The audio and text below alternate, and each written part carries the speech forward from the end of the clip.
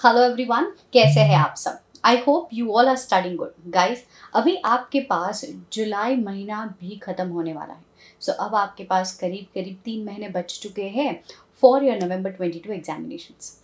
इस नवंबर 22 एग्जामिनेशंस को बहुत ही ज़्यादा सिंप्लीफाई करने के लिए हम लोगों ने काफ़ी सारे चैप्टर्स आपके लिए इस पर्टिकुलर यूट्यूब चैनल में पोस्ट किए हैं। First of all you subscribe to the channel and press the bell icon. मैंने आपके लिए इस पर्टिकुलर चैनल में प्रोफेशनल एथिक्स 600 सीरीज़ के सारे स्टैंडर्ड्स, ये सारे वीडियोस आपके लिए पोस्ट किए हैं। So please comment in the comment section that how these efforts at this particular biggest platform for CA आपको हेल्प कर रहा है। अनअकैडमी पे गाइज आपके लिए काफ़ी सारे teachers, top educators are teaching you live every day. आप स्पेशल क्लासेस अटेंड कर सकते हो, यूट्यूब सेशंस अटेंड कर सकते हो, plus class, iconic class appear ले सकते हो। So this is totally depending upon your examinations and attempt and the subjects which you want to study. इसी तरीके से एनिमेटेड फॉर्म में पढ़ने के लिए, सब्जेक्ट्स को इंटरेस्टिंग बनाने के लिए, कंसेप्ट्स को रिटेन और क्रिस्टल क्लियर करने के लिए प्लस और आइकॉनिक बैचेस भी अवेलेबल है आपके लिए। इस बैचेस में आपको रिकॉर्डेड कंटेंट मिलने वाले हैं, फिजिकल कॉपी ऑफ बुक्स मिलने वाली है, इवैल्यूएटेड टेस्ट सीरीज मिलने वाली है, like dedicated doubt solving session है, काफ़ी कुछ है। ठीक है, so in case to take up the subscription you can just evaluate the courses and can use the code audit SAR in order to gain maximum possible discounts. तो चलिए आज का इस टॉपिक का शुभारंभ कर देते हैं guys. Be attentive, be awake, alert and attentive. चलिए शुरू करते हैं आज का lecture.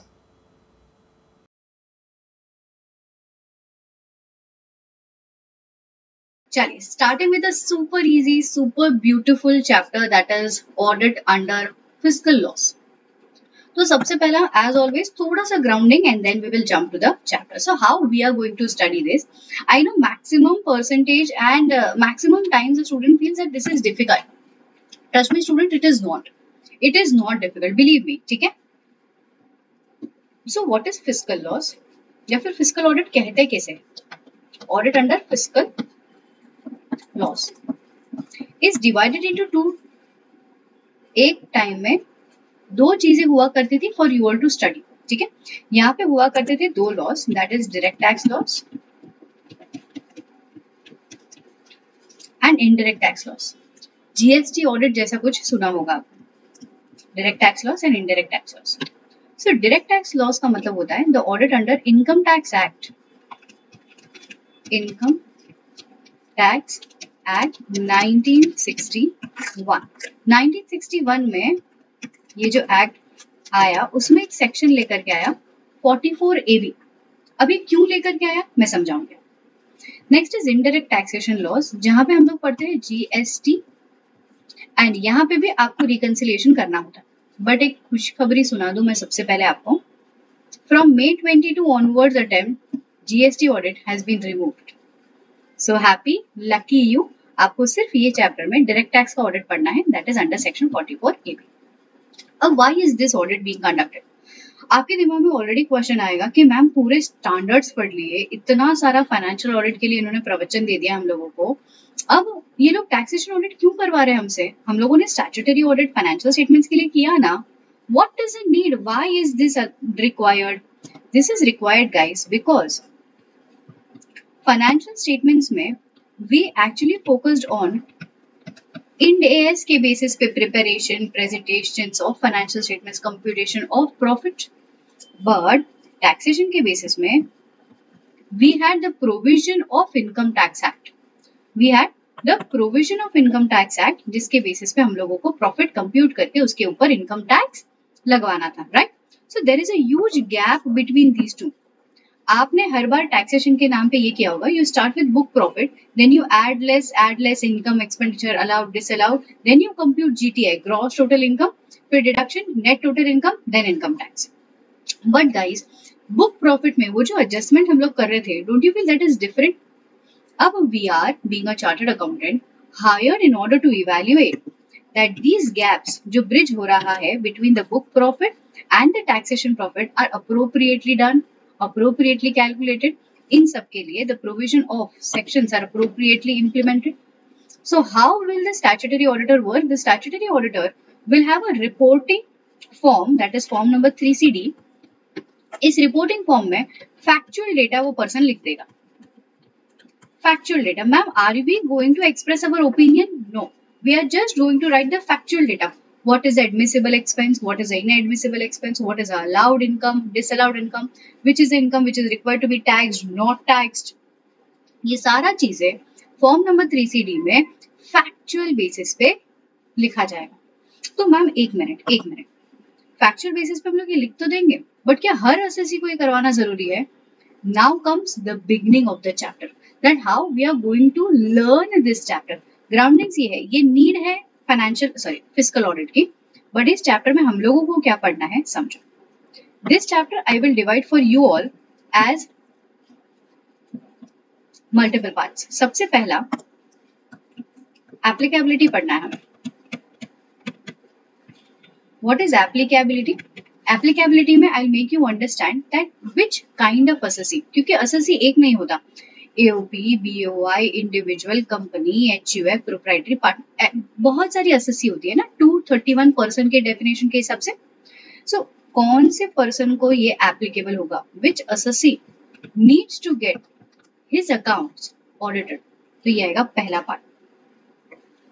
Then we start with the reporting responsibility।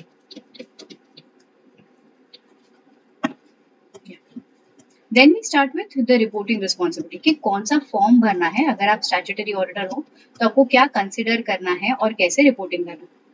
This I actually से लाइक दिस कि what is required to be reported and how it is required to be checked,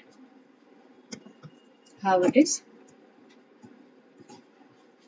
required to be it is what and how. What में ना बच्चों, form number 3CD में there are multiple clauses, 1 से लेकर के 44 clauses. These clauses you will have to by heart it all, क्योंकि your MCQ question, your descriptive question actually demands the application या फिर writing of those clause numbers. So part 1, part 2. So फिलहाल के लिए step 1 पे चलते हैं, applicability. Who do you feel have to undergo the tax audit? So application of tax audit, it totally depends upon कि आप क्या कर रहे हो, आप बिजनेस में हो या सर्विसेज में। अगर आप बिजनेस में हो और आप प्रिजम्पटिव इनकम के बेसिस पे अपने इनकम को शो कर रहे हो, तो point number 1, if your income, देखो प्रिजम्पटिव बेसिस में उन्होंने क्या बोल करके रखा है, उन्होंने कई सारे सेक्शंस में दे हैव गिवन यू कि you show your income as per the 6% of turnover और 8% ऑफ टर्नओवर। आज आप आए मेरे पास और आपने मुझे कहा कि मैम मैं प्रिजम्पटिव बेसिस वाला तो हूँ, बट मेरा जो इनकम है ना वो तो सिर्फ 3% है। मैंने कहा है चल झूठा, ऐसी वाली फीलिंग आएगी मुझे। Now if at all you are claiming your income less than the slabs 6% और 8%, डिपार्टमेंट को, लॉ को क्या लगने लगा कि एसएससी कुछ तो गड़बड़ी कर रहा है, टैक्स की चोरी करने की कोशिश कर रहा है, ठीक है ऑडिट करा लो फिर मैं मानूंगा। तो if you are claiming your income to be less than 6% और 8% ऑफ द टर्नओवर, तो टैक्स ऑडिट करवाना रहेगा। और your turnover is more than 2 crore, department की आंखें चार हो जाएगी, क्या बात कर रहे हो, 2 करोड़ का टर्नओवर है, ऑडिट करो ऑडिट करो। एज वेल एज इतना ध्यान रखें, इनकम भले 2 करोड़ से ज्यादा है,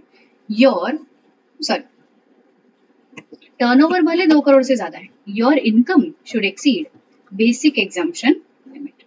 हम लोग क्या कहते हैं, 2 क्राइटेरिया है। पहला criteria, if it all you are showing income less than 8% और 6%, और your turnover is more than 2%।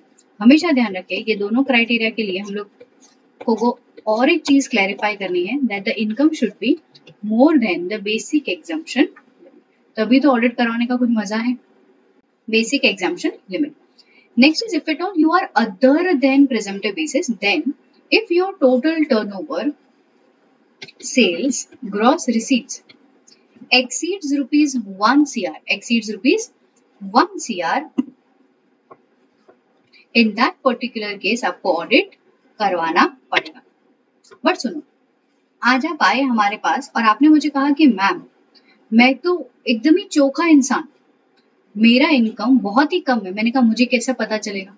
उसने बोला कि मैम ये मेरा पासबुक ले लो, मेरा इनकम जो आ रहा है वो सिर्फ पासबुक में आ रहा है, एक्सपेंडिचर जो हो रहा है वो बैंक के वाया हो रहा है, एवरीथिंग इज ओपन, अभी कोई बिजनेस क्लोज बिजनेस नहीं है, it is so clear, crystal clear. मैंने कहा ओ ओके चलो, तो मैं आपको थोड़ा सा रिलैक्सेशन देती हूँ.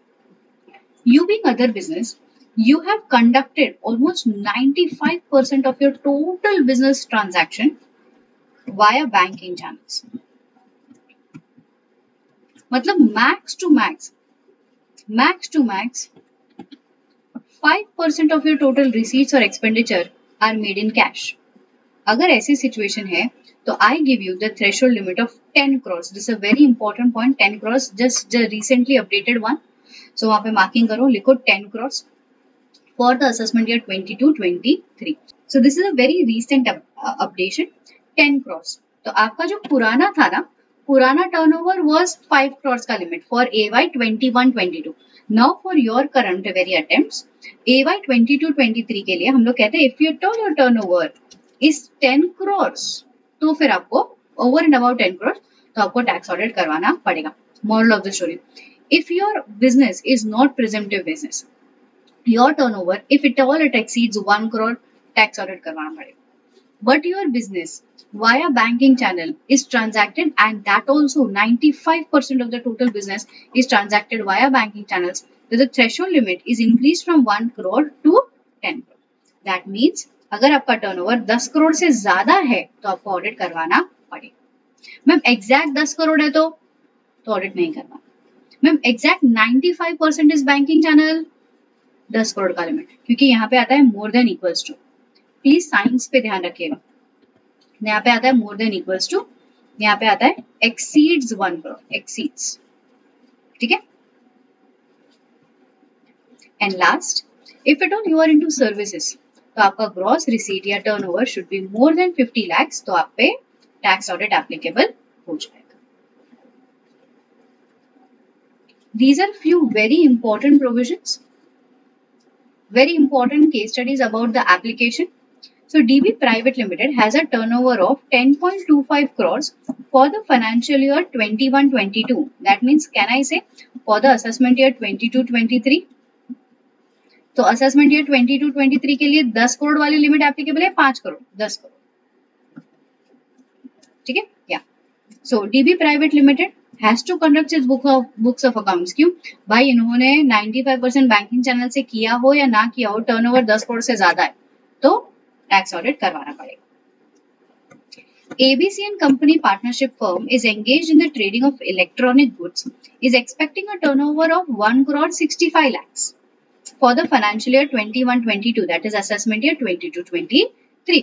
अब आपको यहाँ पे अज्यूम करना पड़ेगा कि ये जो पार्टनरशिप फर्म है would not be able to see all the amounts of sales, ये 5% है या नहीं है. तो फ्रैंकली स्पीकिंग आप ये अज्यूम करेंगे कि यार मुझे ऐसा लग रहा है कि ये 5% जैसा नहीं होना चाहिए या होना चाहिए. फिर आप और एक चीज अज्यूम करेंगे, अज्यूमिंग दैट कि ये पार्टनरशिप फर्म प्रिजम्पटिव इनकम नहीं जाएगा या जाएगा, उसके बेसिस पे आपको आंसर लिखना है. सिर्फ इतना सा पॉइंट है. फिर आगे प्रिजम्पशन किया है. एंड हाँ, because is a partnership firm it can also declare the minimum profit of 8%. अगर वो मिनिमम प्रॉफिट ऑफ 8% दिखा रहा है 2 करोड़ से कम का टर्नओवर है तो टैक्स ऑडिट करवाना जरूरी नहीं होगा. But if it all it is not opting for the scheme, banking channel के वाया भी ट्रांजैक्शन नहीं है तो 1 करोड़ से ज्यादा का लिमिट है तो टैक्स ऑडिट करवाना पड़ सकता है. मल्टीपल थिंग्स ऑल टुगेदर, बहुत सारा चीज बोलेंगे. पहले तो बोलेंगे कि बोलो प्रेजम्पशन कर रहा है क्या, 8% का इनकम डिक्लेयर कर रहा है क्या, तो आप प्रेजम्पटिव बेसिस पे आ जाओगे. Turnover is not more than 2 crores, तो टैक्स ऑडिट नहीं करवाना. फिर सेकंड ऑप्शन हम लोग देंगे कि वो अदर बिजनेस है. अदर बिजनेस में भी दो है. बैंकिंग चैनल के वाया 95% से ज्यादा है क्या, अज्यूमिंग कि नहीं है. टर्नओवर 1 करोड़ से ज्यादा है क्या, अरे हाँ यार 1.65 है तो टैक्स ऑडिट करवाना पड़ेगा. यस, ये पूरा अजम्पशन है, मैंने कुछ नहीं दिया है. मैंने सिर्फ वो एप्लीकेशन जो एप्लीकेबिलिटी वाला प्रोविजन था अज्यूम कर करके अलग अलग क्राइटेरियाज बता दिए. ये डायरेक्टली मॉड्यूल से लिया हुआ पॉइंट है. Mister Anand a commission agent, एक मिनट, कमीशन एजेंट है, बोलो प्रिजम्पटिव बेसिस पे जा सकता है क्या, नहीं. तो उसके पास टर्नओवर का लिमिट क्या होगा, 1 करोड़ या 2 करोड़, 1 करोड़. यहाँ पे उसका टर्नओवर 1.37 है. वी अज्यूम दैट उसका पूरा सेल्स जो है इन द प्रीवियस ईयर वो बैंकिंग चैनल से क्या करना है, रखना है नहीं रखना है? अज्यूमिंग के बैंकिंग चैनल से है, सिर्फ एट ऑल अगर बैंकिंग चैनल से है तो 10 करोड़ का लिमिट, बैंकिंग चैनल से नहीं है तो 1 करोड़ का लिमिट। तो ये 1 करोड़ से ज्यादा टैक्स ऑडिट करवाना पड़ेगा। यहाँ पे अजम्पशन लिया है, you also have to take assumptions. ठीक है, सो यहाँ पे आपका एप्लीकेबिलिटी के ऊपर कुछ क्वेश्चंस खत्म होते हैं। Now we talk about tax audit reports. Tax audit में 3 फॉर्म्स होते हैं जो भी आपको मेरे को जस्ट रैंडमली पढ़ाना है। 3CA, 3CB, 3CD। 3CA is filed for an assessee which is getting approximate company लिख दो, which is getting its books of accounts audited as under some other act also, जो ऑडिटेड करवा रहा है under law के हिसाब से। 3CB is for other than company, other than company। 3CD ये दोनों के लिए होता है। 3CD is a factual statement, जो मैं आपको कह रही थी स्टार्टिंग में, it is a factual statement जिसके बेसिस पे आपको रिपोर्टिंग करना है अंडर दिस फॉर्म। ये फॉर्म के 44 क्लॉजेस हैं, 1 से लेकर के 44। ये सारे क्लॉजेस हमको बाय हार्ट करने हैं। ठीक है, so here you go, this is the introduction. Module में जस्ट मार्क करते जाइए। इनकम टैक्स में आपको ये सारे प्रोविजंस ऑलमोस्ट पता ही होंगे। There are few provisions which are relating to trust as an SSC. So trust वाले प्रोविजन आज आपको मैं दे रही हूँ होमवर्क में। Today this is your homework जो आपको जेआर जस्ट रीड करना है कि देयर इज सम सेक्शन के अंदर आपको एप्लीकेशन देना होता है to file yourself as trust. Trust की कुछ इनकम होती है, ट्रस्ट को कुछ एग्जम्पशन मिलता है, ट्रस्ट को कुछ डिडक्शन मिलता है, वो आज आपको होमवर्क में पढ़ना। So preliminary, what you will check for trust कि resolution passed है कि नहीं है, letter of appointment for trust, trust का books of accounts कैसे maintain हो रहा है क्या, if at all you are appointed as an auditor, fiscal auditor for any trust as an entity, assessee, तो आपको क्या चीज चेक करनी है? तो प्राइमरीली आपको ये चीज चेक करनी है, obtain the resolution का copy, obtain the letter of appointment, obtain the certificate showing the assets and liabilities and the funds which are there with the trust, books of accounts which are maintained, what are the internal control systems, how the institution is registered, copy of trust deed.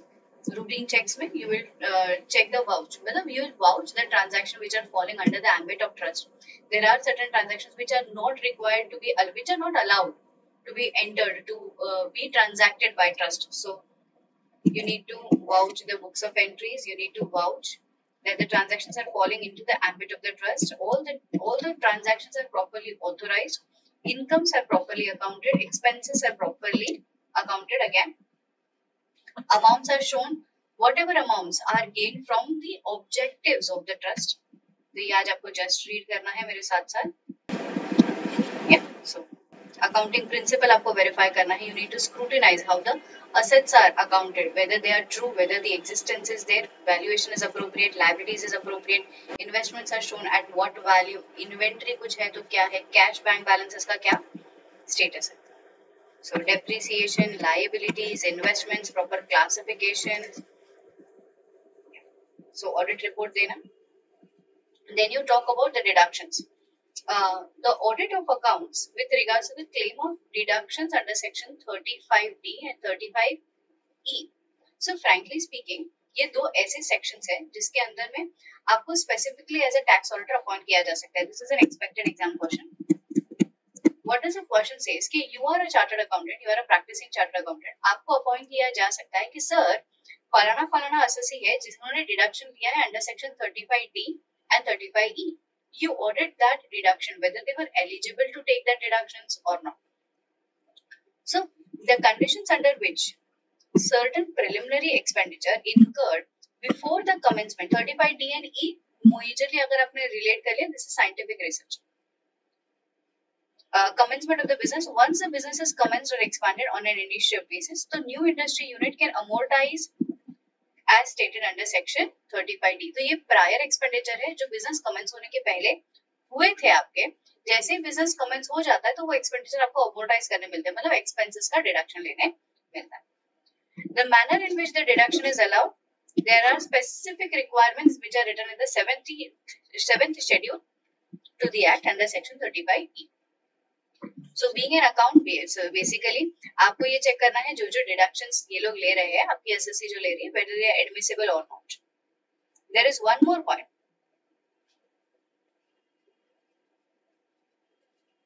Forms के बारे में. या form 3AE. So I made you all understand the forms. हम लोगों ने form पढ़े थे starting में. 3CA, 3CB, 3CD. Now there is one more form, 3AE.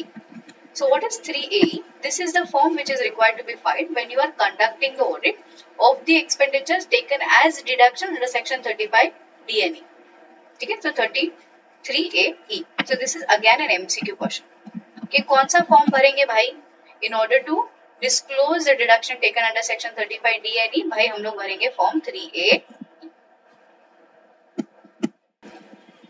Next is, now we start with tax audit under section 44AB. So who is a person? यहाँ पे applicability बढ़ाई है 1 crore 50 lakhs. Again, for this banking transaction 1 crore is increased to 10 crores. ये presumptive basis वाला point था. And these are the questions which we actually completed.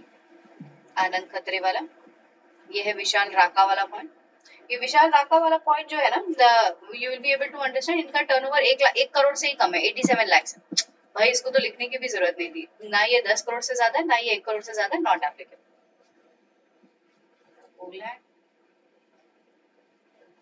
This is applicability.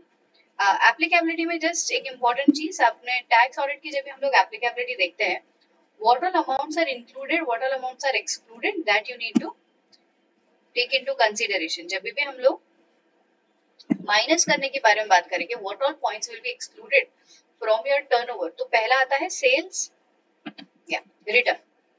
Sales return is not to be included in your sales turnover का amount. Trade discount minus हो जाता है. Discount allowed on sales invoices, जैसे कि cash discount से वो सब minus नहीं होता.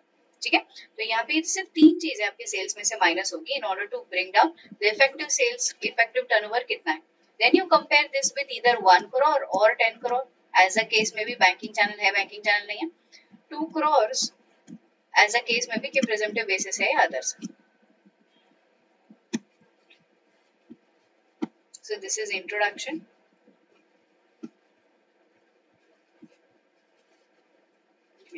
यहाँ पे point number 13 पे you need to underline this.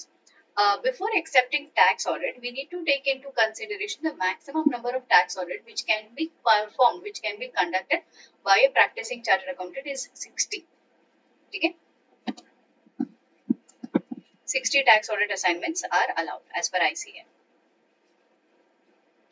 यहाँ पे one more point. See students, हमारे पास है एक पार्टनरशिप फर्म जिसमें 10 पार्टनर. ठीक है, सो 10 पार्टनर्स 60 into 10 हो जाएगा, 60 ईच था तो 600 audit reports can be signed by this firm. Now the question is, इसमें से एक पर्सन है जिसका नाम है प्रैक्टिसिंग चार्टर्ड अकाउंटेंट अंजलि. ठीक है, ये प्रैक्टिसिंग चार्टर्ड अकाउंटेंट अंजलि बोलती है कि टैक्स ऑडिट चाहे जो बोले, पूरे 600 के 600 report Anjali wants to sign. Is this thing allowed? Can all the tax audit report of the firm signed by a single partner of the firm? मन में यही आंसर आ रहा है कि नहीं मैम ऐसा थोड़ी होता है, ये तो पर पार्टनर है ना. Answer is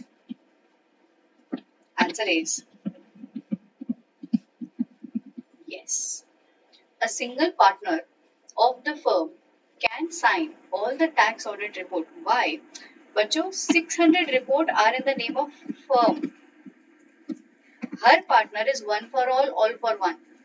A single partner can sign all the tax audit report. ठीक है, so ये 600 अंजलि के नहीं है, 600 जो भी फर्म है ABC एंड एसोसिएट्स फर्म के क्लाइंट है. एंड जब भी मैंने आपको इवन ऐसे 700 के केस में ये समझा करके रखा था, जब भी आप रिपोर्टिंग देते हो सिग्नेचर लिखा हुआ आता है. सिग्नेचर में क्या लिखते हो, for so and so firm chartered accountants फिर यू राइट द मेंबर का नाम और मेंबरशिप नंबर. सो यहाँ पे भी you will write for ABC and associates FRN number, firm registration number, signed by Anjali and उसका membership number. ठीक है. So even in case of statutory audit, when we say कि 20 कंपनी का audit एक auditor accept कर सकता है. Firm में अगर 3 पार्टनर्स हैं तो 60 स्टैट्यूटरी ऑडिट क्या एक सिंगल एंगेजमेंट पार्टनर साइन कर सकता है? हाँ, क्योंकि ये one for all for one. ठीक है. So this is again an MCQ question आ सकता है. So हम लोगों ने कहा 60 per person. So as per the guidelines, in the case of firm, number of specified thinking will be multiplied by number of partners. Therefore, if there are 10 partners, collectively the firm can take up the maximum 600 audit report. Audit may be distributed between the partners in whatsoever they want. For instance, one partner individually can sign 600 tax audit report in case remaining 9 partners are not signing any tax audit report.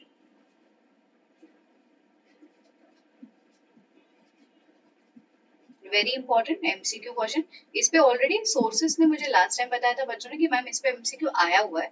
Not very sure because I was not confident, क्योंकि खाली एक आध दो जन से मुझे ऐसे review आए थे कि मैम वो साइन वाला क्लॉज पे क्वेश्चन आया था.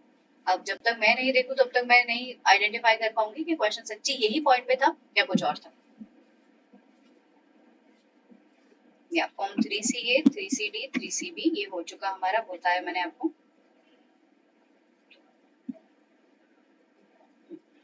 Council guidelines states that the member of institute in practice shall be deemed to be guilty of professional misconduct if he accepts any appointment as a statutory auditor of PSU, government company, listed company, or other public company having turnover of 50 crores or more in the year, and accepts any other assignments of the same company where fees is less.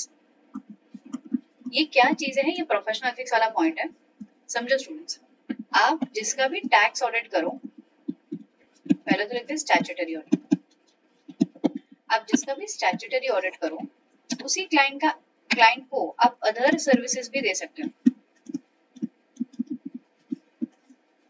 उसी client को आप other services भी दे सकते हो. अब ये other services में क्या आता है?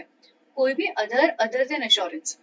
आपने स्टैट्यूटरी ऑडिट करने के लिए 5 लाख रुपए मांगे, अब मिनिमल फीस. हमने कहा कि ठीक है हम आपका स्टैट्यूटरी ऑडिट करके देंगे, 5 लाख रुपए मुझे दे देना. अदर काम करने के लिए क्या हम 10 लाख रुपए चार्ज कर सकते हैं इनसे? नहीं. Council guideline says always remember the other service other than assurance services will have the fees less than the statutory audit fees. अगर मैंने इससे ज्यादा का फीस कोट कर लिया तो this will be a professional misconduct. तो हमेशा it will be less than any amount less than 5 lakhs. ये प्रोफेशनल एथिक्स में क्लियर है.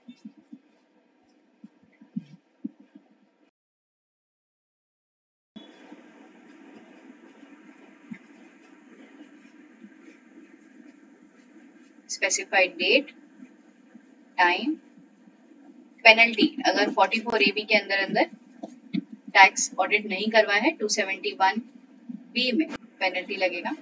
लोअर देन क्या पेनल्टी है? 0.5% of the total sales gross receipt or rupees 1,50,000, whichever is less.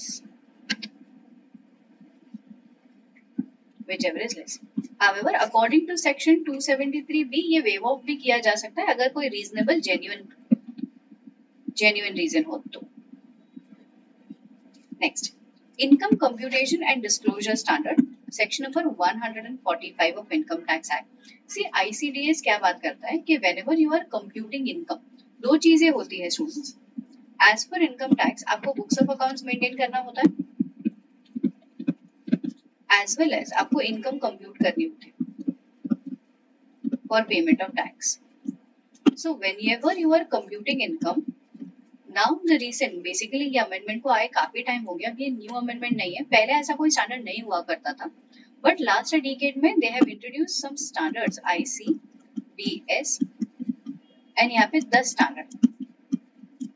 यहाँ पे 10 standard है, ये 10 के 10 स्टैंडर्ड्स आर मोर और less same as your accounting standards के how will you compute your income. ठीक है, बुक्स ऑफ अकाउंट्स के लिए they usually say there are two methods,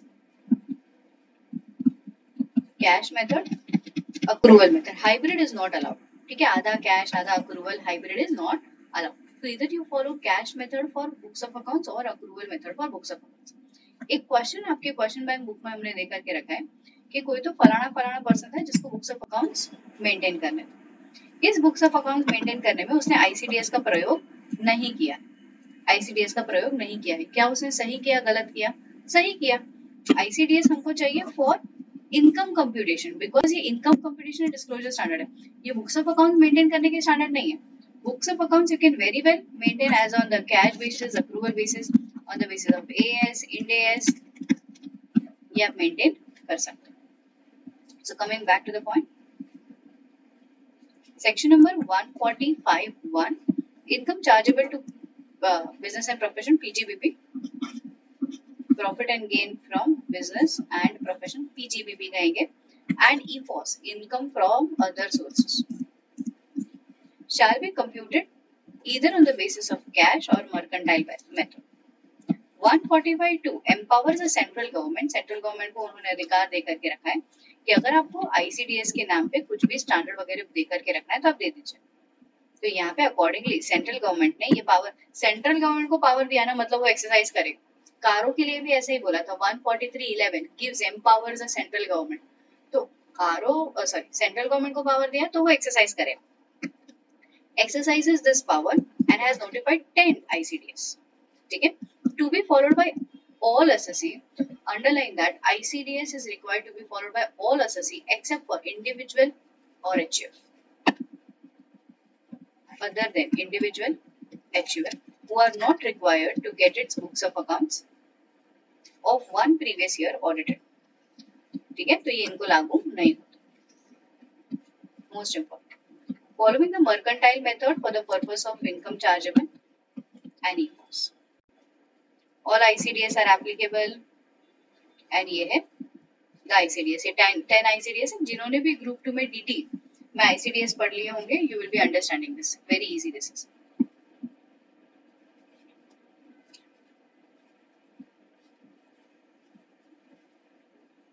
So therefore it is clear that those assessee who are not following cash method for accounting needs to follow ICDS as above. Yeah. Now audit के procedures क्या होंगे? Terms of engagement decide कर लेना, फिर working papers बनाना, external auditor, internal auditor के काम पे dependent रहना, ये ठीक है। Audit report में क्या क्या चीज आएगी? 3CA, 3CB along with 3CB.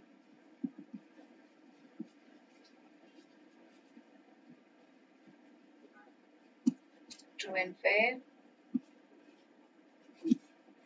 True and correct चीजें लिखते हैं यहाँ पे पर्सन, यहाँ पे रिमार्क वाली चीजें भी लिखते हैं। These are the practical form how form 3CA looks like. जो भी रिमार्क्स और ऑब्जर्वेशन है यहाँ पे देखो, मैं आपको आगे जाकर के क्वेश्चन पढ़ाऊंगी कि यूजुअली हम लोग 3CD, मैंने आपको बोला था 3CD is a factual information statement. 3CD में आपने जैसा इंफॉर्मेशन पाया है वो इंफॉर्मेशन लिख देते हैं। ठीक है, 3CA और 3CB में दोनों जगह पे एक ऐसी जगह खाली रहती है जहाँ पे you need to give your observations और एनी काइंड ऑफ क्वालिफिकेशन। इसको हम लोग रिमार्क बोलते हैं, रिमार्क। ठीक है, तो अगर आपके कोई भी क्लाइंट ने स्टॉक ऑडिट रजिस्टर मेंटेन नहीं किया, अगर आपके कोई भी क्लाइंट ने कुछ ऐसा ट्रांजैक्शन किया है जिसके बारे में आपको लगता है कि दिस इज समथिंग स्पेसिफिक, तो what all observation you have should be written out over.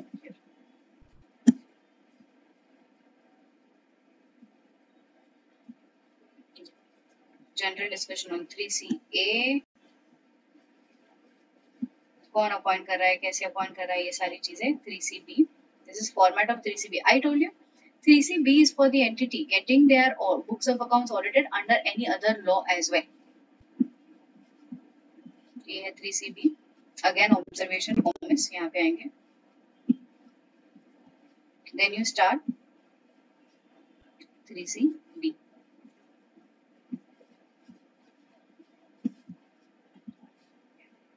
था 3CD. This point is super important. इसके ऊपर ना अभी जस्ट रीसेंट पास्ट ईयर नवंबर 20 में क्वेश्चन आया था. बोलता है कि whenever you being a tax auditor you are filing form number 3CD, there are certain general principle you should keep in mind. मैंने कहा मतलब समझा नहीं. मैंने कहा क्या जनरल प्रिंसिपल? तो एक्ट कहता है, रेगुलेशन कहता है कि मैम आप करंट ईयर के बुक्स ऑफ अकाउंट्स या फिर करंट ईयर के फाइनेंशियल स्टेटमेंट्स को ऑडिट कर रहे हो for the tax audit report, तो आप कौन सा रेलिवेंट लॉ के रेट्स को अप्लाई करोगे? मैंने कहा रिसेंट. मैंने जब पढ़ाई की थी, मैंने जब एग्जाम दिया था, क्या वो इनकम टैक्स के प्रोविजन मैं आज के तारीख में यूज करूँ? नहीं ना, I need to be updated. अभी मेरे जमाने में तो जो रेट्स थे और अभी जो रेट है, पहले जो स्लैब रेट हुआ करते थे, अभी जो स्लैब रेट हुआ करते थे, जमीन आसमान का डिफरेंस है. सो यही है general principles which I should keep in mind. बोलता है रेलेवेंट लॉ को ध्यान में रखो. अगर कोई चीजें एक से ज्यादा कॉलम में रिपोर्ट हो रही है तो दोनों को क्रॉस रेफरेंस करो. अगर आपका और मैनेजमेंट का पॉइंट ऑफ व्यू जजमेंट अलग अलग है तो उसको ऑब्जर्वेशन में डालिए. कुछ चीजें नॉट रिक्वायर्ड है, नॉट एप्लीकेबल है, तो बाकायदा उसके सामने लिखिए नॉट एप्लीकेबल. तो ये है some general points which you should keep in mind. And हाँ, हम लोग किस पे रिलाई करेंगे? You can rely upon the judicial pronouncement. Practically जिन्होंने डमी नहीं की है ये उनके लिए है स्पेसिफिक, जिन्होंने डमी की है तो समझिए.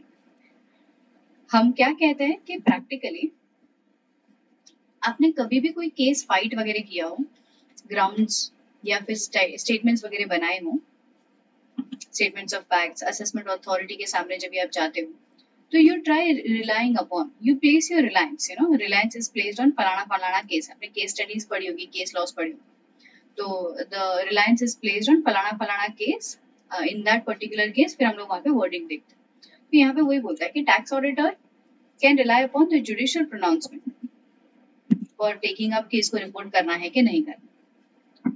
If there is any kind of conflict of judicial opinion on a particular issue, then you can also give the reference of any kind of specific clauses which you are using for notification. You can even use AS, Ind AS, guidance notes, standards, कुछ भी ICAI ने notify किया है, this should be for.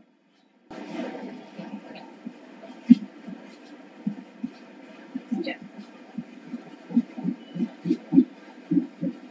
So while furnishing the particulars of Form 3CD, it would be advisable to consider the following. क्या क्या कहा मैंने? A particular income or expenditure, if at all it is covered in more than one statement, specify, cross-reference कीजिए. If at all there is any difference of opinion between the tax auditor and the assessee, इस information को state कीजिए कि हमारा point of view दोनों का अलग अलग है. अभी अथॉरिटी पे छोड़ दीजिए, टैक्सेशन अथॉरिटी पे छोड़ दीजिए कि उनको क्या मानना है. In any case, any clause is not applicable, write that this is not applicable. लिखना चाहिए NA. In case of allowances and disallowances, please आप amended laws को मद्देनजर रखते हुए अपना काम कीजिए. In case of particulars given in parts or the piecemeal to the tax auditors, का मतलब क्या देखो, धीरे धीरे करके आपको कोई information दी जा रही है, तो you will take into consideration the full information. जब तक आपके हाथ में 100% of information या सबूत नहीं आ जाते, इंफॉर्मेशन या सबूत नहीं आ जाते, तब तक के लिए आप इन पे भरोसा नहीं करेंगे. आपके पास इंफॉर्मेशन नहीं है, you have a full right to qualify your report. बोल दो disclaimer, I am so sorry, मुझे डिटेल्स नहीं प्रोवाइड की गई थी, I have nothing to say about the current state. But अगर इंफॉर्मेशन नहीं आई है एंड आपने बोल दिया हाँ ठीक है, इंफॉर्मेशन तो बाद में लेते रहेंगे, ये गलत कर. टैक्स ऑर्डर इनकम्प्लीट इंफॉर्मेशन दी हुई है तो तब तक के लिए आप रिपोर्ट विथहोल्ड कर दीजिए. You don't issue it publicly. अगर रिपोर्ट नहीं मिली है तो you can qualify the report based on certain facts कि ये मैंने मांगा था, ये इंफॉर्मेशन नहीं मिली. Refer, the basis should be the books of accounts, the documents which are provided to you. The auditor shall rely on judicial pronouncement. ये मैंने अभी बोला. Judicial pronouncement. Any kind of observations are there, you need to write it 3CA or 3CB as the case. Cool. So these are the 7 points which the auditor should keep in mind while reporting in Form 3CB. And while reporting on Form 3CD, whom you can rely, the general principles to consider, ये 3 चीजें. Mark it important. Take out time, copy this down in your SAR.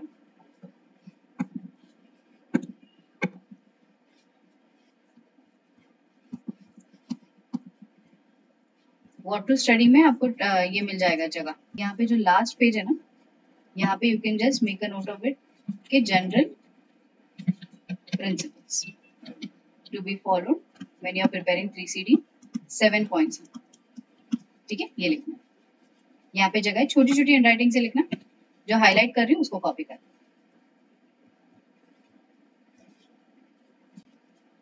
Point number 1. More than one income and expenditure covered under more than one clauses.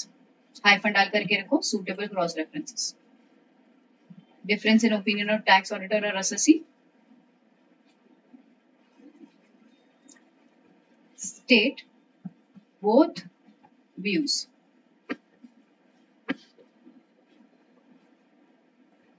To enable the tax auditor to take decision. Not applicable. State that is not applicable. Computing allowances, disallowances in conformity with amended laws. ऐसे hyphen करते करते लिखते जाइए. The relevant form is incomplete and the assessee does not give you information. Qualify the report. Information in 3CD. Hyphen डाल करके लिखो. Based on BOA records, documents, information and explanation made available. Auditor rely over pronouncements.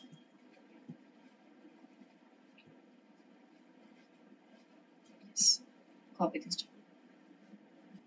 चल, ये इतना लिखने सोच समझने के बाद आता है सबसे पहला क्लॉज.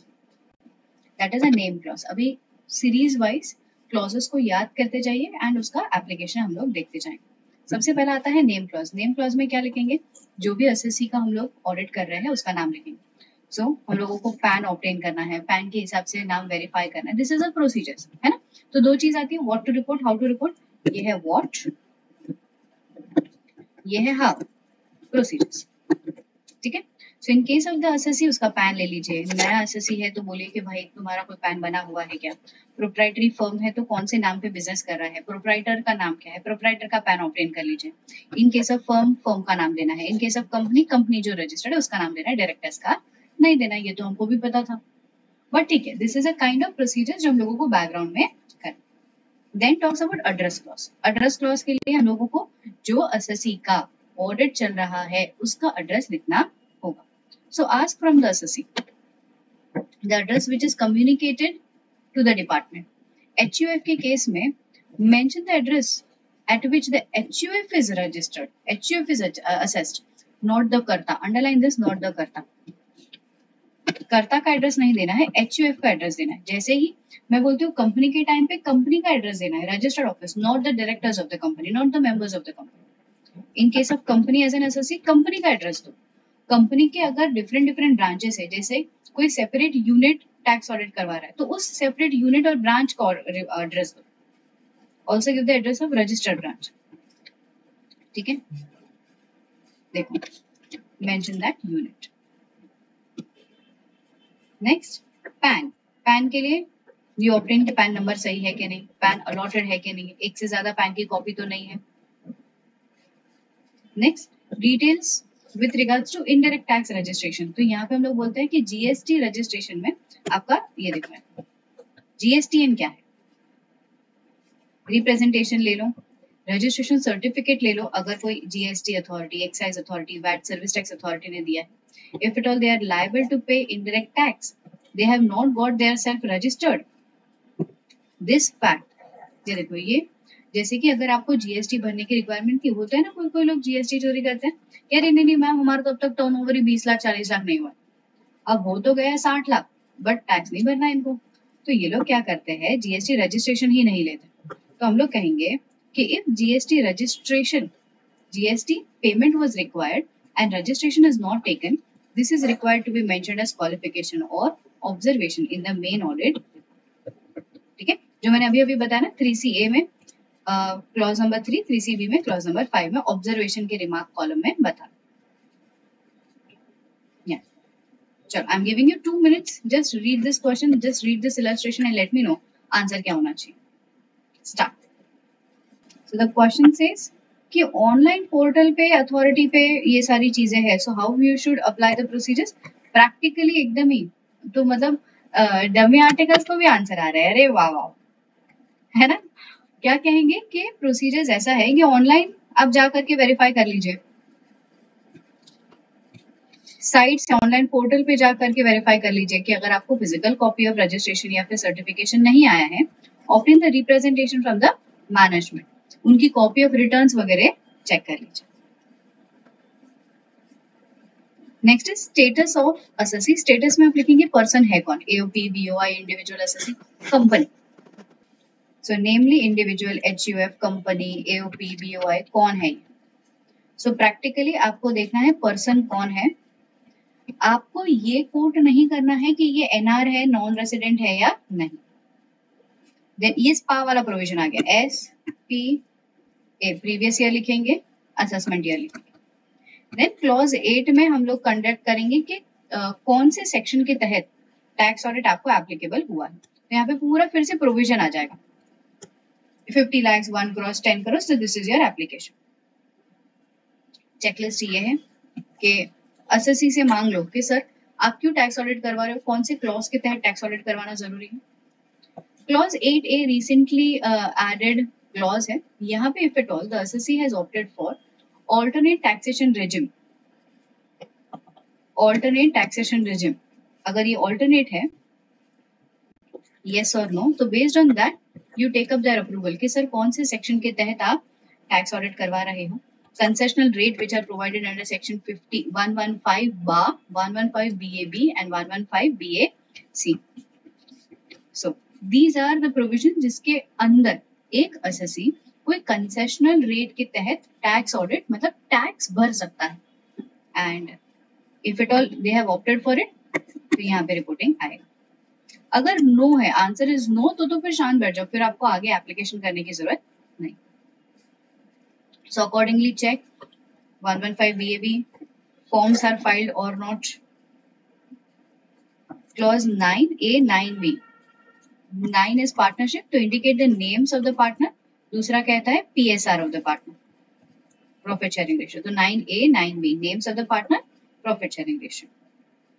तो मैम इसको कैसे चेक करेंगे। So just close your eyes and imagine if it all you are tax auditing any partnership firm, तो आप इसको चेक कैसे करेंगे। पार्टनरशिप डीड मंगा लो, रिटर्न रिप्रेजेंटेशन ले लो, कोई अटैचमेंट अमेंडमेंट डीड है वो चेक कर लो, ड्रॉविंग कितना है, सैलरी कितना है, कमीशन कितना ले रहे हैं ये लोग, प्रॉफिट शेयरिंग रेशियो क्या है, ये सारा चीज verify. Inquire whether the assessee is partnership firm or LLP. Obtain the schedule of the PSR, copy of partnership deed, LLP agreement. If at all there is any kind of change in the membership, change in the PSR, constitution of the firm or AOP. Check the retirement deed, any amendment deed, कोई नया person admit हुआ है तो उसका कोई attachment deed है क्या। Obtain the written representation, अगर कोई चेंज नहीं है, पिछले साल जैसा था वैसा ही है, ऑप्टेन द रिटर्न रिप्रेजेंटेशन जहां पे मैनेजमेंट आपको ये कहे कि सर जैसा था ना वैसा ही है, कोई चेंज नहीं। Next 10A 10B। 10A में हम लोग लिखते हैं 10 nature of business and change in the nature of business. So क्या नेचर ऑफ बिजनेस था और क्या नेचर ऑफ बिजनेस में चेंज आया। Frankly speaking there is a code, आपने शायद ये पढ़ा हो, प्रैक्टिकली भी ये HSN करके कोड होता है हार्मोनाइजेशन सिस्टम में। So what you try doing is, अगर जब भी आप प्रैक्टिकली कोई सॉफ्टवेयर के वाया टैक्स ऑडिट रिपोर्ट भर रहे हो, the specific code is given to the business, जिसको हम लोग बोलते हैं बिजनेस कोड। ये बिजनेस कोड आप डालते हो और ऑटो फिल कर लेते हो, अचानक अपने आप सिस्टम में फिल हो जाता है कि what type and what is the nature of the business. तो यही चीज हमको मेंशन करना होता है कि वेदर जो associate he is following under constructor है, कमीशन एजेंट है, मैन्युफैक्चरर है, सर्विस प्रोवाइडर है, कोई प्रोफेशनल है, कौन है, फाइनेंशियल सेक्टर में है, एंटरटेनमेंट में है। सो checklist Ensure that every type of business which is carried out during the previous year वही continue हुआ है. If at all there is any change, you need to tell. If at all there is addition, deletion in the line of business, that should be treated as change. Make sure that you go through the financial statements and other related documents in order to satisfy yourself कि हाँ nature of business क्या है, change है कि नहीं है. Pay particular attention कि what are the activities which are newly started, which are discontinued. Obtain the written representation. अगर मैनेजमेंट बोलता है कि नहीं नहीं नहीं कोई चेंज नहीं है ऐसे ही है तो ठीक है.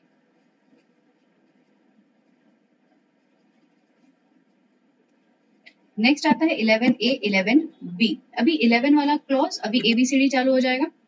A for Apple. एप्पल में क्या था? Books of accounts. एप्पल में थी books of accounts. So list of the books of accounts prepared. List of accounts prepare address at which the books of accounts are kept or maintained. Detailed that each location कहाँ ये सारा चीज रखा हुआ है. List of the books of accounts relevant documents which are examined. In case of professionals आपको actually take this as a practical checklist. Actually ये check करना कि आपको कौन से बुक्स ऑफ अकाउंट मेंटेन करने होते हैं. हम लोग हर बार कहते हैं minimum cash book laser book आपको मेंटेन करनी ही होती है अंडर सेक्शन 44AA. अगर आपने ये मेंटेन नहीं की तो नहीं चलेगा. सो कॉर्पोरेट एंटिटीज है तो रेलेवेंट अदर स्टैट्यूट्स के हिसाब से क्या बुक्स ऑफ अकाउंट्स है, कहाँ रखी है ये books of accounts, obtain the details. Inquire whether the books of accounts are maintained in the computer system. List of the books generated from the system. Indication that we have obtained all the information explanation whether that is from physical source or the computerized source. They seems to be appropriate. Branch return वगैरह similar information दी गई है. Next clause number B for ball, and this is presumptive income scheme. So if at all the assessee has opted for presumptive income scheme, कौन से section के तहत ये presumptive income है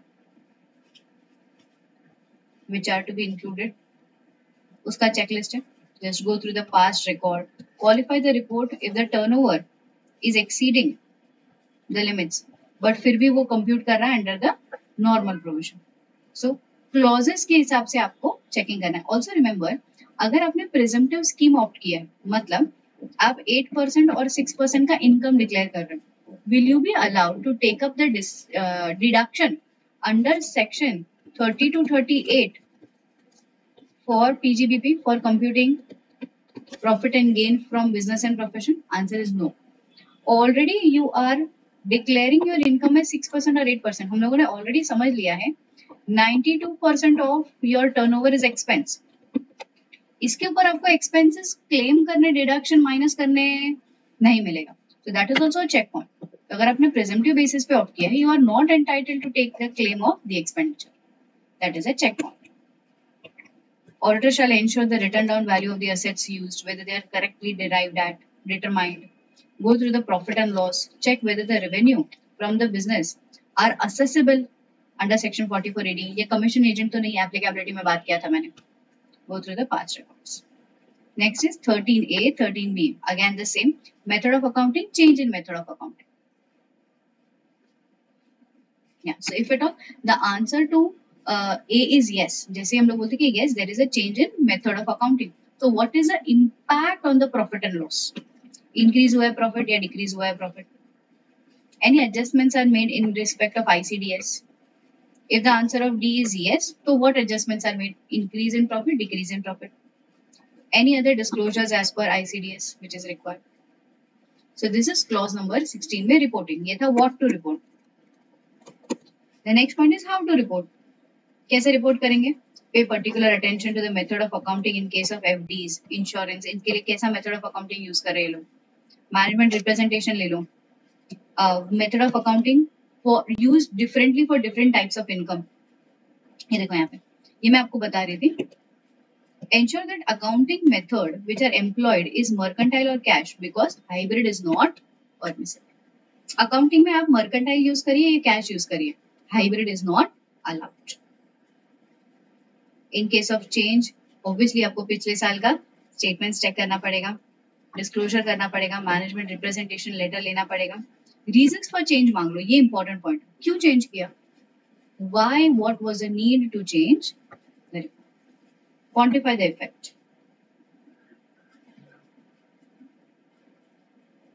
Next is method of valuation of closing stock.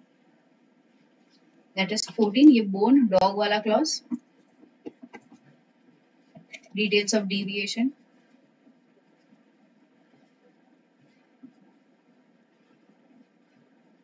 And these are the how to verify. ठीक है. So now you are getting up the rhythm that what to verify, how to verify कितना simple है. So how to verify अभी आगे तक I'll just take you through. How to verify goes very easy. But हाँ application of mind होना चाहिए guys वहाँ. अगर application of mind नहीं है आप how to verify वाला आंसर नहीं लिख पाएंगे. ठीक है? Surely? Yes. The next clause number 15. Clause number 15 E से आते हैं elephant and elephant से क्या पढ़ा था? Capital asset converted into stock in trade. तो यहाँ पे you being tax auditor you need to give the details about any capital asset in the previous year whether that is converted into stock in trade or not. So description about that capital asset, date of acquisition कब खरीदा, cost of acquisition and amount at which that is converted into stock in trade क्योंकि इसमें भी capital gain लगता है. ठीक है. So what is a checklist? Checklist से बस यही जो चीज रिपोर्टिंग करनी है ना उसके बारे में अंडरस्टैंडिंग ले लो. Ask the assessee whether any capital assets are transferred into stock in trade, details of the capital assets, the date of acquisition, क्या अमाउंट पे आपने कन्वर्ट किया है, ये सारा चीज आप एसएससी से मांगो. 16 में थोड़े से बड़े बड़े से क्लॉजेस है. 16 में वी हैव सब clauses also. 16 A B C D E. ठीक है. सो 16 क्या क्लॉज कहता है? 16 क्लॉज कहता है कि जो इनकम हमारे हिसाब से टैक्स होनी चाहिए थी बट पीएनएल में इसको इनकम के नाम पे नहीं शो किया है. सो 16 ये फिशरमैन क्लॉज है. फिशरमैन या फिर फिश क्लॉज. तो यहाँ पे हम लोगों ने क्या याद रखा था? Amount not credited to PNL कि कुछ ऐसी देखो 6 आइटम्स है, 6 एंट्रीज है जो हम लोग कहते हैं कि which are required to be taxed but ये पीएनएल में क्रेडिटेड नहीं है. इन द नेचर ऑफ पहला point number 1 which is following within the scope of 28. मतलब ऐसी कोई इनकम जो बिजनेस एंड प्रोफेशन में तो टैक्स लगनी चाहिए थी बट पीएनएल में नहीं आई. इसके सारे एग्जांपल्स आएंगे नीचे तो टेंशन मत लेना.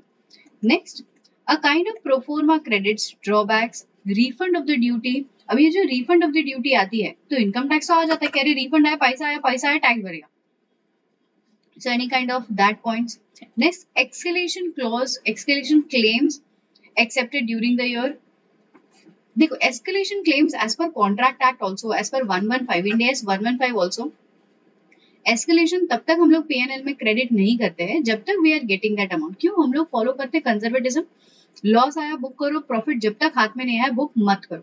बट इनकम टैक्स कहता है कि if at all the incomes escalation claims are accepted then you need to tax it.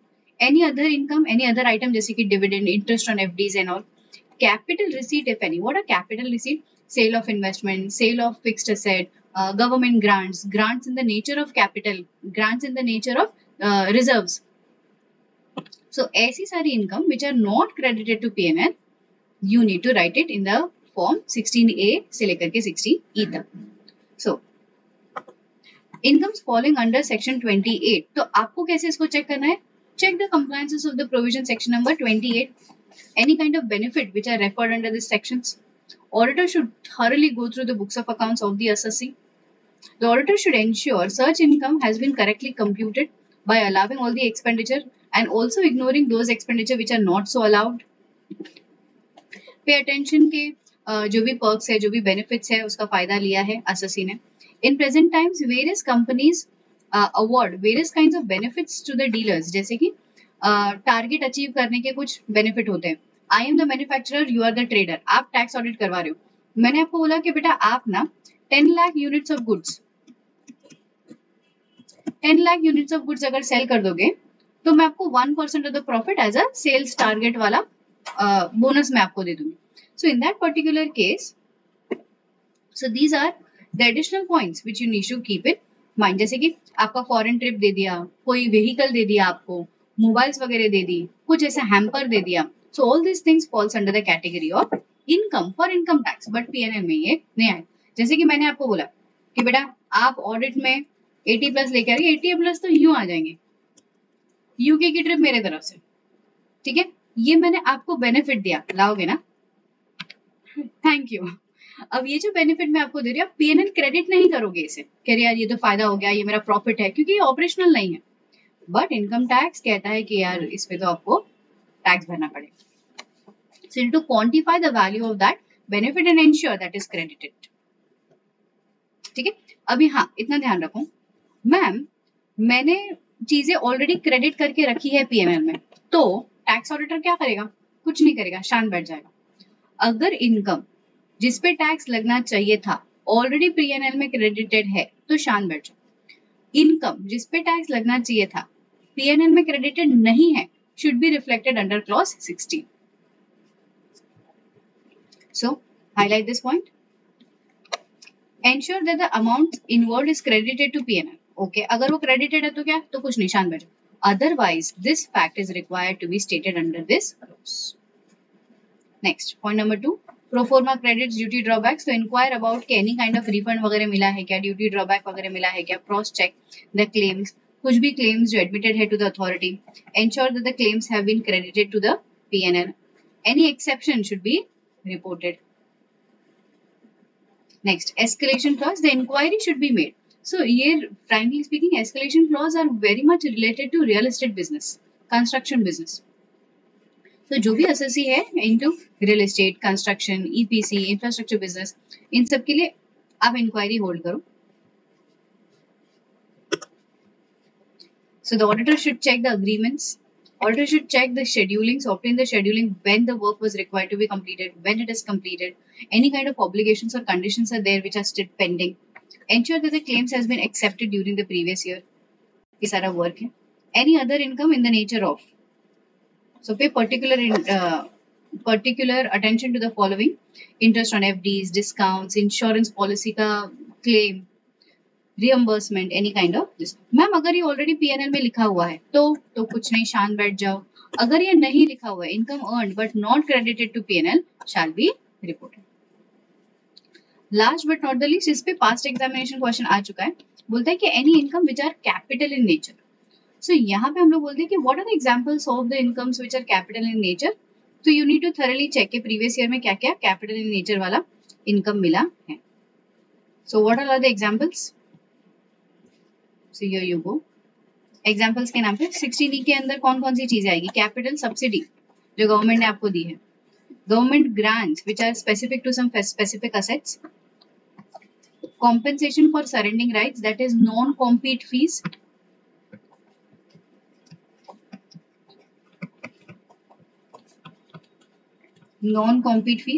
profit on sale of fixed asset or investments which are not credited to profit and loss accounts. इसके बारे में question आ चुका है कि give us an example, what are the list of capital receipts which are if not credited to P&L required to be written under clause 16E. तो हम लोग ये वाले पॉइंट्स लिखेंगे. नेक्स्ट इज 17 से क्या याद रखा था? G for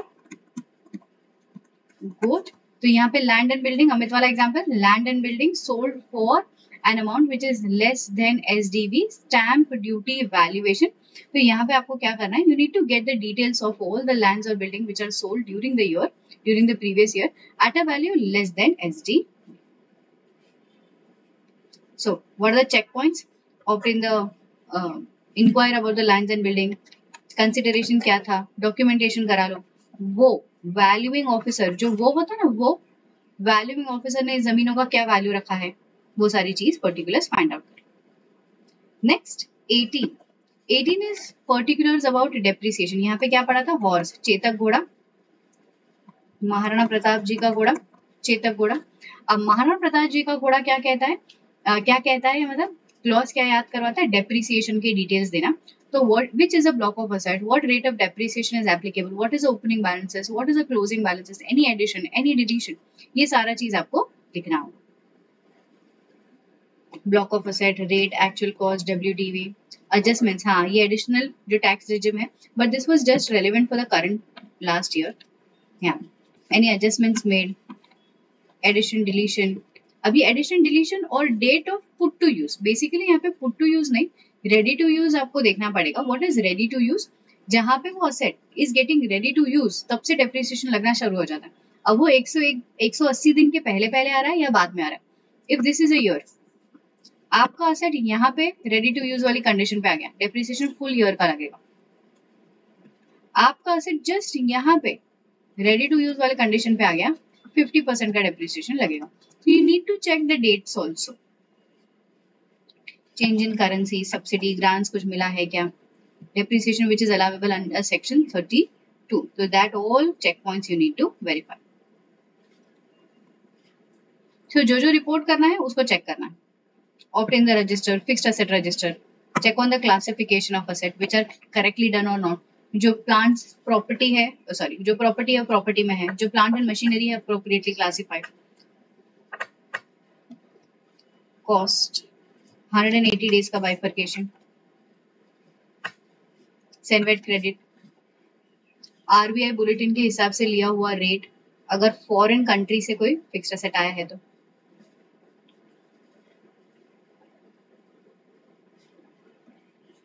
allowable depreciation as per section 30। So what is allowable depreciation? आपने सही रेट अप्लाई किया, फिर डेज के हिसाब से लेस देन 80 डेज है तो only 50% will be allowed. More than 180 days है रेडी टू यूज वाले तो full 100% will be allowed. So these are the check points, easy. So whatever you feel like, इसके आगे पीछे ये चीज प्रैक्टिकली हम लोग करते हैं, वो वाला पॉइंट लिख करके आने का। क्लॉज नंबर 19 वाज HI से you scream, I scream, we all scream for ice cream.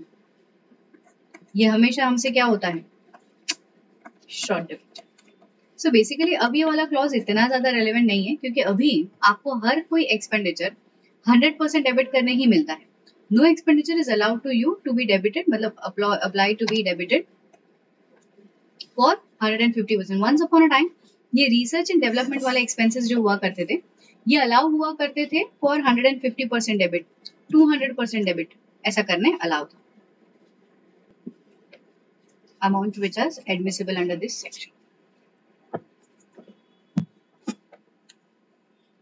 So verify, देखो एलिजिबिलिटी ऑफ डिडक्शन, उसके साथ साथ देखो हम लोग यूजुअली कहते हैं everything has a condition attached to it. Everything has a condition attached to it.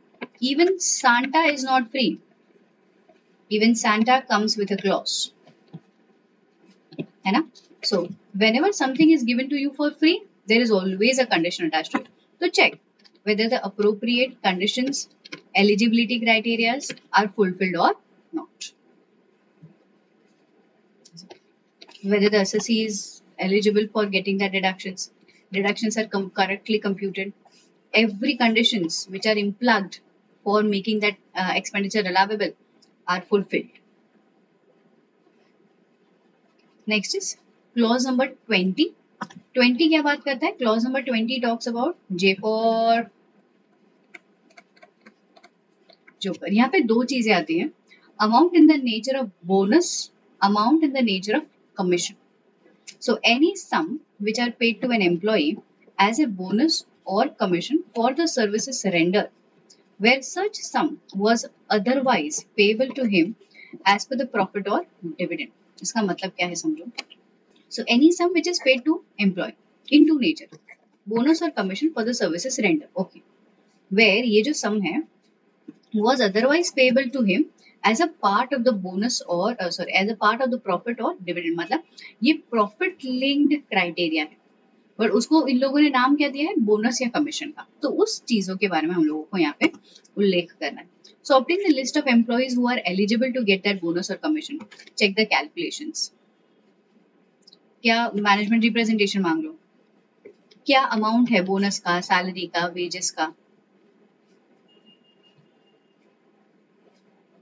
Next 20B में हम लोग लिखते हैं any kind of employee contribution. Employee contribution, employee contribution क्यों करता है? पीएफ, ईएसआईसी ऐसा कुछ पढ़ा? पीएफ, ईएसआईसी, ना ये सारे उसमें दो चीजों का क्राइटेरिया होता है, एम्प्लॉयर कॉन्ट्रीब्यूशन, एम्प्लॉई कॉन्ट्रीब्यूशन। सो एम्प्लॉई कॉन्ट्रीब्यूशन जो है वो आपको यहाँ पे लिखना होता है। सो ऑब्टेन, आई एम 1000% श्योर अगर आपने थोड़ा सा भी टैक्स ऑडिट किया हो, मतलब वेरी श्योर आपने 12 मंथ्स के चलान्स निकाले होंगे। चलान्स में आपने डेट पे टिक किया होगा, अमाउंट पे टिक किया होगा एंड ड्यू डेट चेक की होगी। सो ड्यू डेट चेक करने में ना प्रैक्टिकली मैं आपको समझाऊं तो ये चलान्स चेक करने का मैम क्या कारण है? सबसे पहला कारण है because usually the stat auditor is a tax auditor. तो स्टैट ऑडिटर के लिए this is compliances of laws and regulation. If this is not complied तो आप कारो 37 में इसका रिपोर्टिंग करेंगे। मैम क्यों? Regularity in the payment of statutory dues. So PF, ESIC, when you are making up the remittance for the authorized PF, authorized funds, this becomes bonus gratuity becomes your statutory liability. So सबसे पहला चीज आप चलान में due date क्यों देखते हो? In order to find out the regularity of the associate, regularity of the company in paying up the statutory due, regularity in paying up the statutory dues. दूसरा चीज जो इससे साबित हो जाता है वो है टैक्स ऑडिटर के लिए to report under form number 3CD serial number 20B। 20B ma'am 20B में हम लोग क्या रिपोर्टिंग करते हैं? यही कि अमाउंट कितना है, एम्प्लॉई कंट्रीब्यूशन कितना है, पे किया है कि नहीं किया।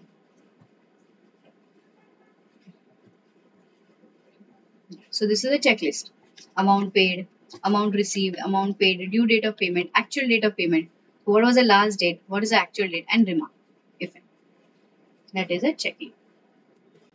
यहाँ पे 20 खत्म होता है। Now you have 21.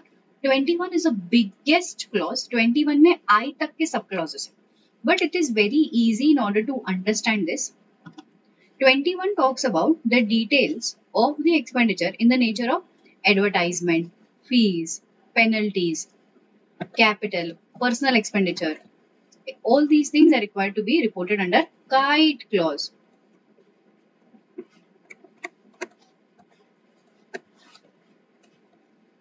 ठीक है, तो दिस इज काइट क्लॉज। अभी काइट क्लॉज में हम लोग क्या कहते हैं? ऑल द एक्सपेंडिचर ए से लेकर, याद रखिए ए से लेकर के आई तक के सब क्लॉजेस है। सबसे पहला in the nature of capital, personal और एडवर्टाइजमेंट एक्सपेंडिचर। तो यहाँ पे capital expenditure, personal expenditure, advertisement in political party का brochure, souvenir, club expenses, club cost, club facilities, any fines or penalties, any kind of other penalties which are paid for non-contravention, sorry, for the contravention, non-compliances of laws. वो यहाँ पे लिखें 21A. Then 21B, inadmissible. Underline the word inadmissible. रुको, just recall those days जहाँ पे आप income tax act के लिए इनकम कंप्यूट करने के लिए पहले you start from book profit, then you keep on adding the incomes which are taxed, which are required to be taxed.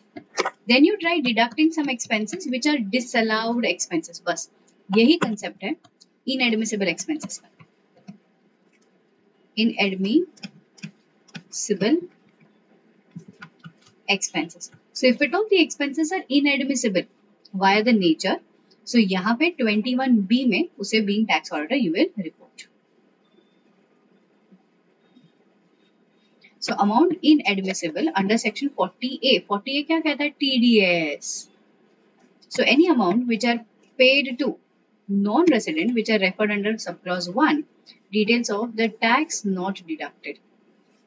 Details of the payments जो हम लोगों को यहाँ पे reply करना. So date of the payment, amount of the payment, nature of the payment, name and address of the payee. Details of the payment on which the tax has been deducted but not paid during the year. तो ये सारा चीज जाएगा to NR non resident, to other than non resident. क्योंकि आपको शायद ये चीज पता होगा कि एक्सपेंडिचर के लिए हम लोगों ने अगर टीडीएस डिडक्ट नहीं किया तो 30% of that expenditure is disallowed expenditure, inadmissible expenditure. यहाँ पे वही चीज आएगी। तो details of the tax not deducted, details of the tax not paid, deduct तो कर लिया बट 139 के पहले पहले, what is 139? Tax return, tax file करने के पहले पहले ये भरा नहीं अथॉरिटी को, not paid, that is required to be reported. Then you talk about amount debited to profit and loss being in the nature of interest, salary, bonus, commission, remuneration, which are inadmissible under section 40 छोटा b और under section 40 छोटा b a. ये है partners remuneration. ठीक है, यहाँ पे ये देखो, these are the amounts which are paid as a remuneration by AOP, BOI, partnership firm, LLP. So यहाँ पे ये चीज लिखेंगे. नेक्स्ट 21D, यहाँ पे आप लिखेंगे 40A3 कैश में एक्सपेंडिचर. सो अगर आपके जिसका एसएससी का ऑडिट आप कर रहे हो, he has made the transaction in cash. अभी transaction in cash is also allowed ना? हाँ, allowed up to the extent of 10,000 rupees per person per day और 35,000 rupees if the assessee is engaged in applying, hiring or leasing goods carriage, PHL. ठीक है, so if the assessee is engaged in PHL of goods carriage, तो आप लोग cash में खर्चा कर सकते हो up to the extent of rupees 35,000.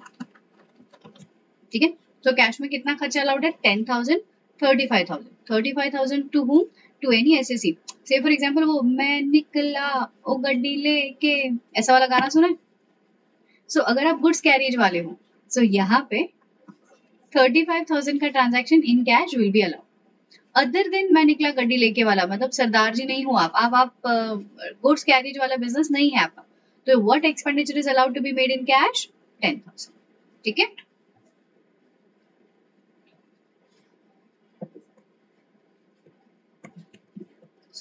you have to make the transaction via account payee check. But अगर आपने other than any instrument other than account पेई चेक बेरर इंस्ट्रूमेंट में पे कर दिया तो दैट विल बी डिसअलाउड. 48(3). तो यहाँ पे देखो, underline this. 10,000, 35,000 in case of flying, hiring और leasing goods carriages made by the SSC. मतलब ये खर्चा किसने किया? पैसा मिला है या पैसा दिया है? दिया है, खर्चा किया. Also need to verify the provision of rule 6DD. यहाँ पे कुछ ऐसे एक्सपेंसेस बेसिकली ऐसे एक्सेप्शंस अलाउ किए हैं जहाँ पे बैंक बंद था, आप एग्रीकल्चर एक्टिविटीज में हो and stuff. Underline A to I 6DD.